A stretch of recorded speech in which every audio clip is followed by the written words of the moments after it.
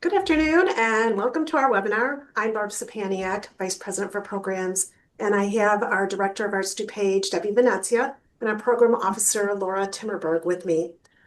We're going to spend about 20 minutes talking about our Arts DuPage grant program, and then we'll take about 10 minutes to answer your questions. So as we're talking, if you have questions, please enter them in the Q&A, and we'll try to get to as many as we can after we're talking. So I'm going to turn it over to Debbie Venezia. So Debbie.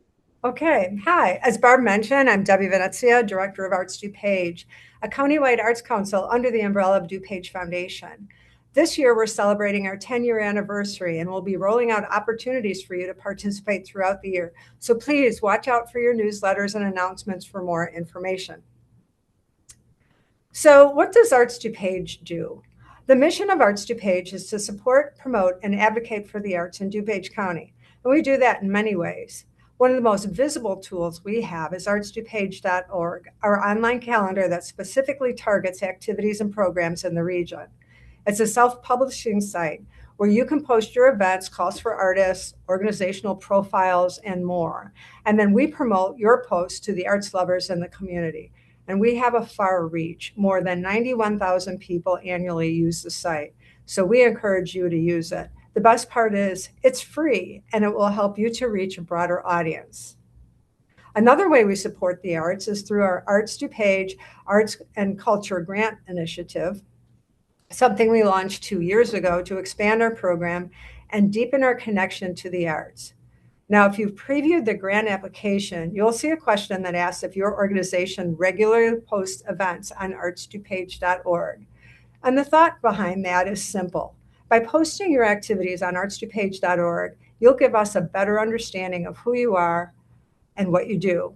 With that knowledge, we can better advocate for you during our grant review process. So here we go. Let's get started. I'm going to run through the Arts DuPage guidelines and highlight a few changes we made this year.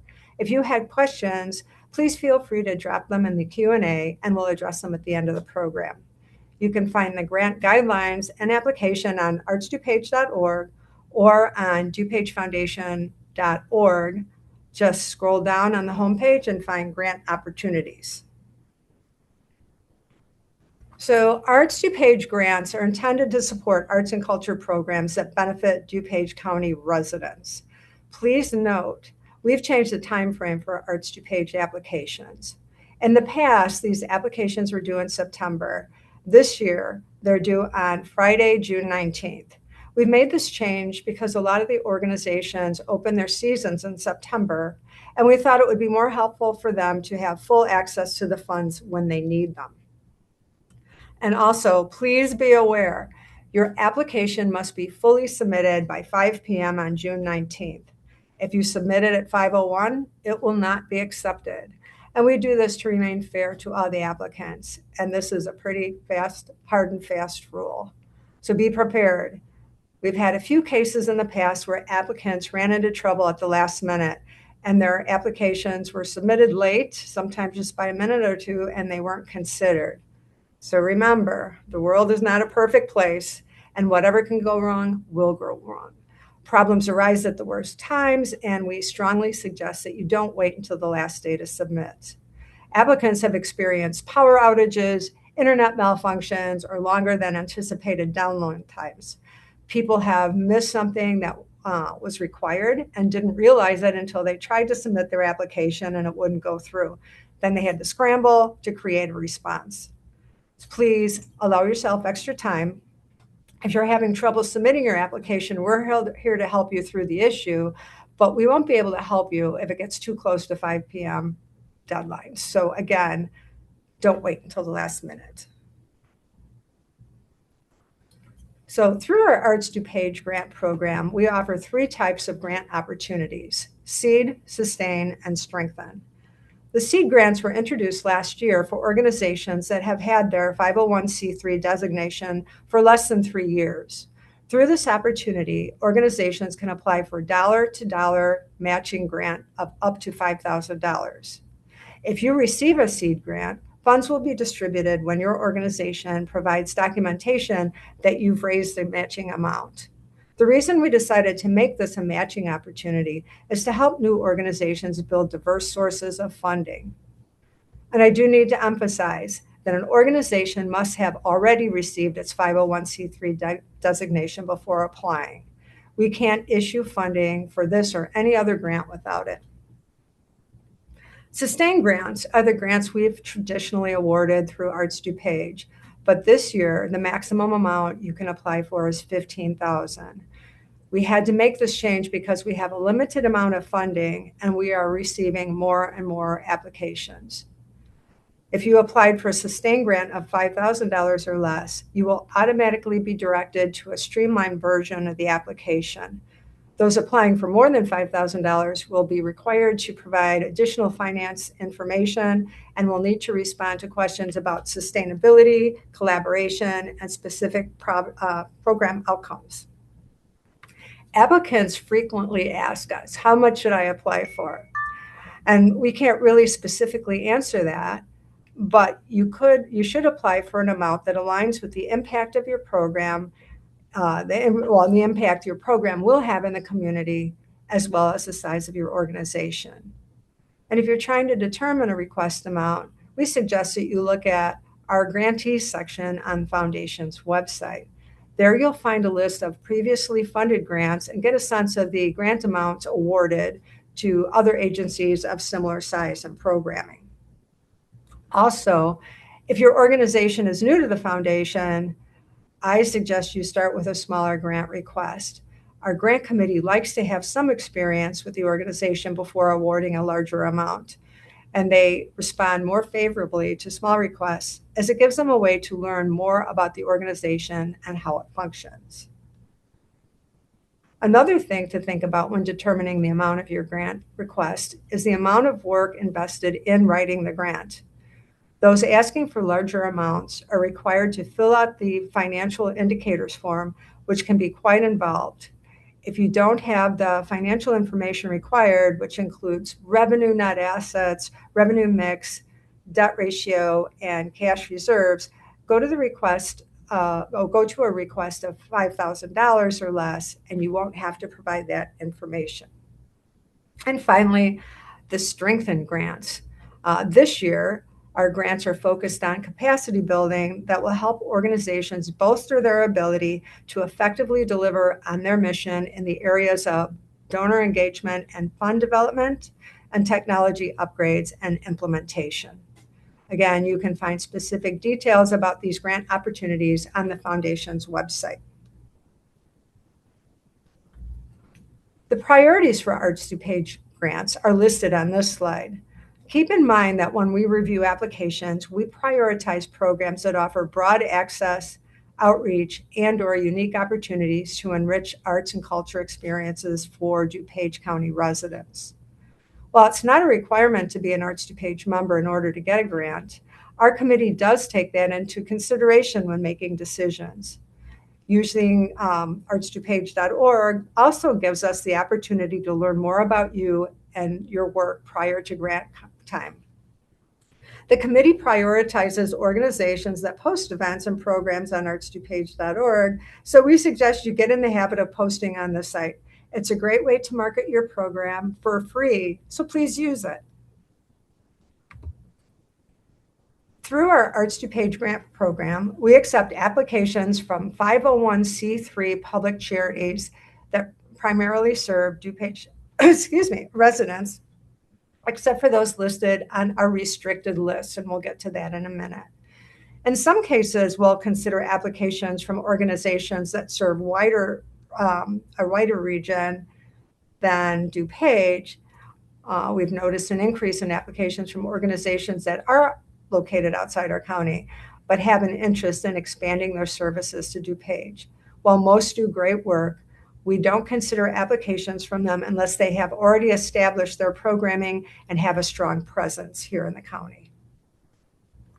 Our funding is tight, so even when organizations are technically eligible, the committee leans toward funding the organizations that are located in DuPage and those that benefit the greatest number of DuPage residents.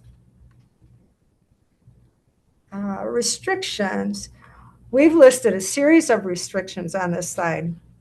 I'm not going to read them all, but wanted to point out a couple that draw the most questions from our applicants. Bullet point number 2, we do not fund programs where participation or exposure to religious activities is required as a part of the program. And bullet point number 6, we also don't fund governmental entities such as libraries, schools, or park districts. This also applies to their supporting foundations. And here is something that comes up quite frequently. Many towns within DuPage have historical societies and museums that are specifically focused on their respective communities. They're not eligible to apply unless the project has a broad reach beyond a specific municipality. And I think that's it, Barb. I'm going to turn it over to you.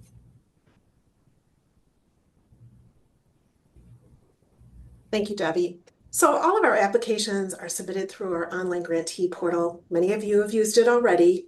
You can find the direct link on our website, dupagefoundation.org, under portals.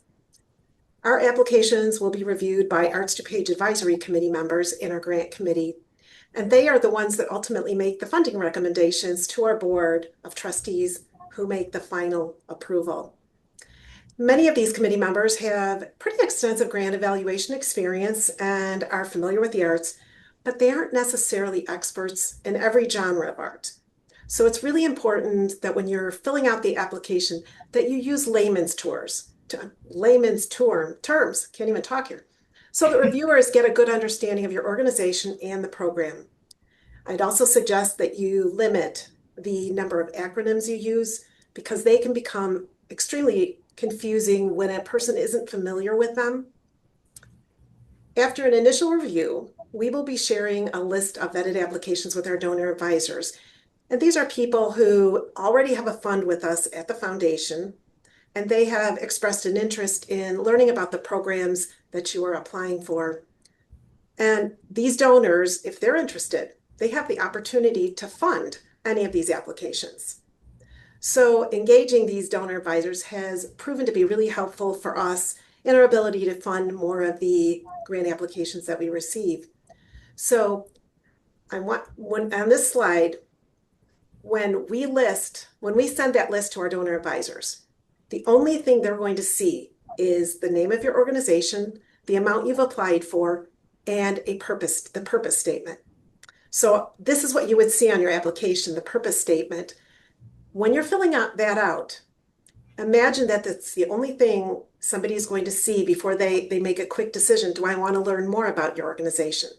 So that purpose statement is really, it's an important piece of the application. Make it as compelling as it can be, but it does have to be concise. There's only 200 characters, and we really limit it to one sentence.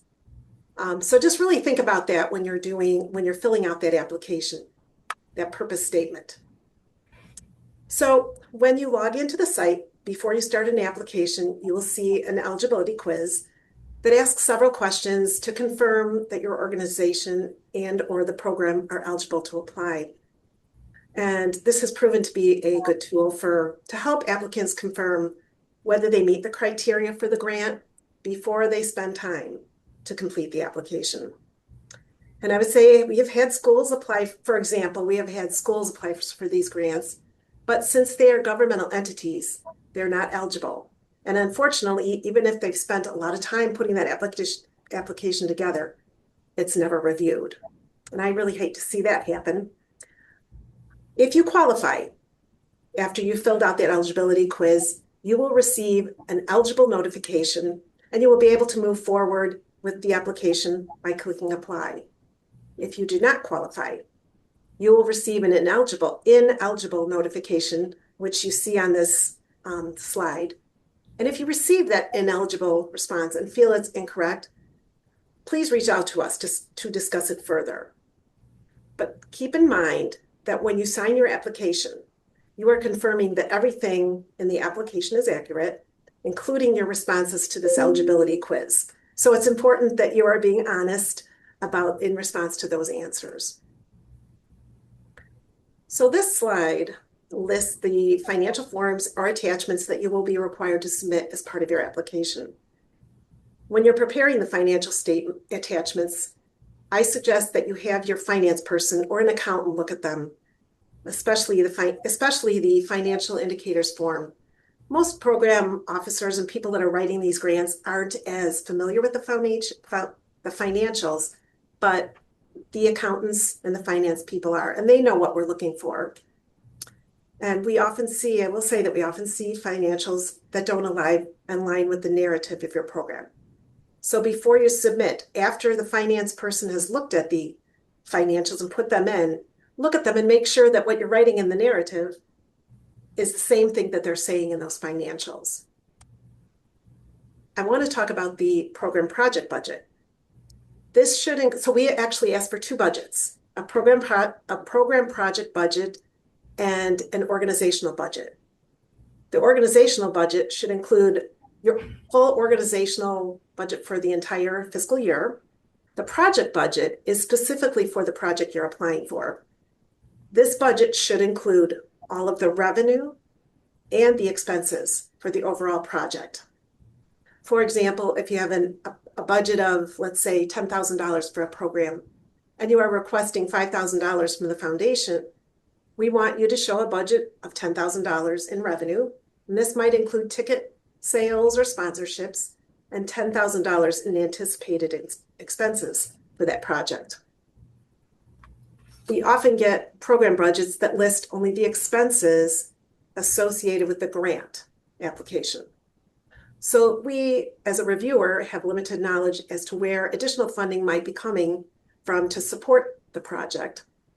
And there's a fund allocation section earlier in the application where you would have already listed how you would use the specific $5,000 that you're applying for.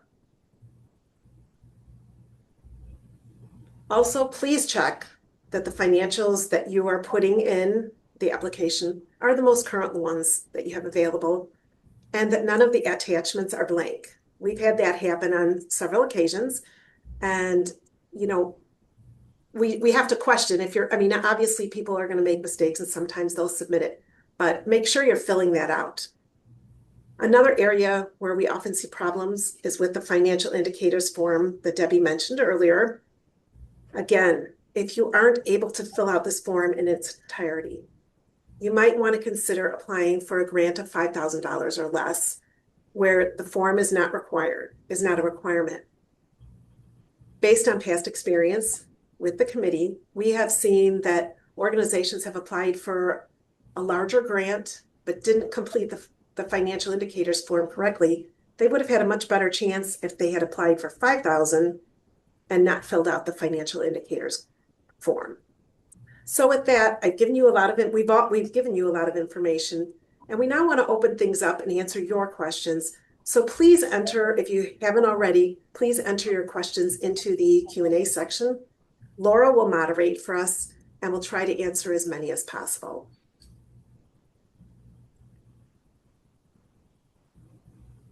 All right, we have a few questions in here already. Let's just start at the beginning of the list. So if an organization has a program that occurs in July of 2027, should they submit an application this year or next year? They should submit the application this year because the time frame would be from October 1st through September of next year. Awesome. Another question is if you apply for a certain grant amount, say you apply for the full $15,000, is the grant judged just on that amount, or is partial funding an option? When the committee is looking at that, they're looking at the $15,000 request. So we really encourage you to look at to think about what you need. And if you're a smaller organization, you probably would do better if you asked for less.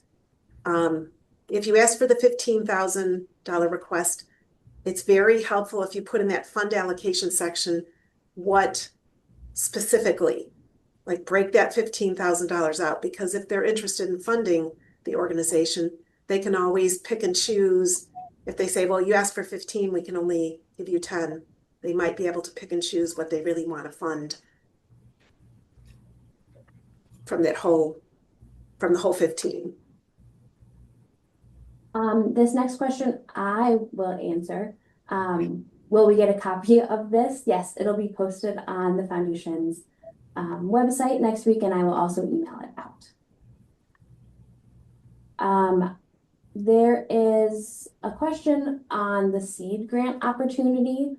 Can an organization apply for a seed grant if they are more than 3 years old? No. No, this is intended. This was something we offered starting last year, and it really was intended specifically for those new organizations. And that application is really focused on telling us how you got started, and it doesn't have quite as much information as what we would request from an organization that has been in existence longer. There's a question here about the review period for the grants. So we said the applications are due June 19th. Do one of you guys want to speak on when and maybe how organizations will be notified that they've received a grant? Debbie, do. So yeah, and I'm trying to think what that timeline is. I know that we will be, the grant committee will convene, and we'll have a couple different sessions where they run through and make the recommendations. I believe the recommendations will be presented to the DuPage Foundation Board of Trustees at the September meeting, which is on the third Thursday of September. And once they're ratified, if all goes well and Laura isn't overconsumed with things to do, you'll find out that afternoon. Otherwise, it may take a day or so. As soon as we find out what we're going to fund, we do reach out very quickly, and we send you a letter that you have to sign and get back to us. So actually, sorry. It's going to be it would be undoubtedly the 18th, September 18th, but you will get an email. So the email, and Laura, what does it say? Where does it say the email is coming from? So when you create your online account, it will initially, it'll tell you it's info@grantadministrator.com. And you'll get the confirmation email from that email. When it comes in, when you submit your application, I would mark that one as safe. Put it on your yes, email me list, or whitelisted, I guess, so that it does not go to your junk in future. So, yeah, and I would also say if you're the person that submitted, the contact person that you have in the application, if that changes, it would be helpful, or if you're not checking that person's email regularly, it would be helpful to let us know if that contact has changed, because the information is going to go, the notification is going to go to that contact person. And we've had occasions where the person has left, and then, somebody will call us a couple weeks later and say, when will we find out? And the email had already been sent out. Great. Another question in here. Are we allowed to apply for funding for a project that is currently supported by DuPage Foundation? And I'm not sure in this case specifically if this means an Arts DuPage grant last year or one of our other grant programs. Do one of you guys want to take that one? I'm thinking maybe JCS Fund mini grant. So if you've applied for a community impact grant program this spring in the area of health and human services, you are not eligible to apply for Arts DuPage. If you've applied for a JCS, and that's whether you receive a grant or not. If you've applied, that's your one application for the year for community impact or Arts DuPage. If you applied to the JCS Fund Arts and Music Mini Grant, you are still eligible to apply for an Arts DuPage grant. If you are talking about a program that you might have been funded last year, and this because we have a different time frame this year, I understand that there may be some, lap over, the time might be lapping over. You are eligible because you applied for last year.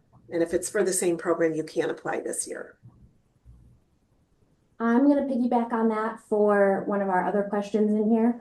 There's somebody asking if they have programs scheduled for June 2026, what grant opportunities are available. Unfortunately, that will not work for the 2026 Arts DuPage grants. That other opportunity that could be available with a little faster timeline is that JCS Fund mini grant, but that is a separate grant opportunity than what we are talking about today. We, as we said, because those funding decisions won't go out until September, June 2026 is a little too soon to use that grant funding. Yeah, and we would not be actually distributing the funding until October. So really you have to, the program that you would be applying for has to be after October. Yeah. And I'm just going to mention that I got a question yesterday in my email, and someone asked if we will fund a project that's already been completed. So, you know, they're asking, will we reimburse for something? And the answer to that is no.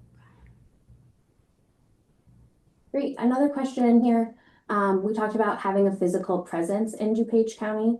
Do we mean that a location where services are delivered, excuse me, or where the organization is headquartered?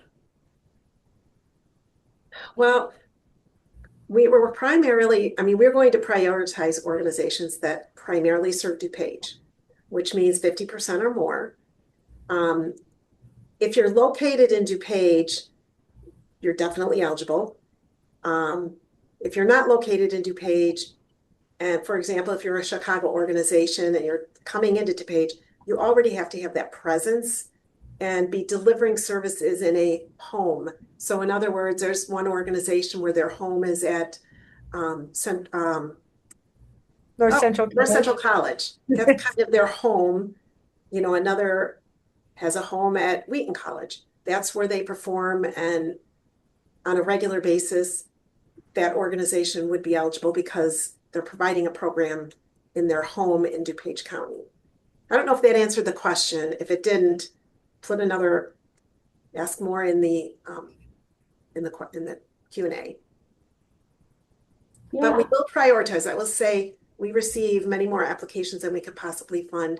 And the committee is going to look at probably an organization that's going to serve 90% DuPage versus one that's 55% DuPage. If they're very similar, they're going to go with the 90%, and they're going to prioritize the ones that are in DuPage. Definitely. I know we are coming up on time, but maybe we can answer a few more questions here. Actually, I'll take the next one. For what questions for under $5,000, that streamlined application? The application preview for all of our grant opportunities, but also for Arts DuPage, is on our website. So you will see the full grant application, and there is a section that says required for grants over $5,000. So that is the piece, if you're applying for less than 5, that won't show up. So you'll be able to see all of the questions. There's a PDF linked on our grant opportunities page for Arts DuPage in there. Maybe the last question for today, and I'll give this one to Barb. Do you want to talk just a little bit briefly about the Strengthen grants and the capacity building grant opportunity? So the capacity building opportunity is something we started launching. This will be our 3rd year. And we have a limited amount of dollars. We have about 110,000, 120 that we're going to give for these. And these are grants that help you to build your donor engagement, and also for technology needs. And we received quite a few applications for this because we know that organizations, you know, a lot of times you focus on delivering the programming that you're known for doing, but you don't always invest in some of the infrastructure of your organization. We have funded a couple of arts grants in the capacity. They are listed on the website, but this could be a unique program that you might be doing to engage donors. And you know better in the organizations, you know better what you might need to do that. The things that everybody has done in the past, the committee is really looking for unique. So, you know, if you're going to do coffees, that's kind of something that's been done in the past, you know, for donor engagement. The committee is really looking for something that is kind of different than what has been done. But You are eligible to apply for that up to, I think it was $20,000. And we usually select about 10 organizations to receive it, which is usually about a fourth of the applications we receive. All right. Thank you everyone for participating in our information session today. As I said, a recording of this will be available on our website probably early next week. And if you have any other questions after this, please don't hesitate to reach out to Debbie, Barb, or myself. Thank you. Thank you.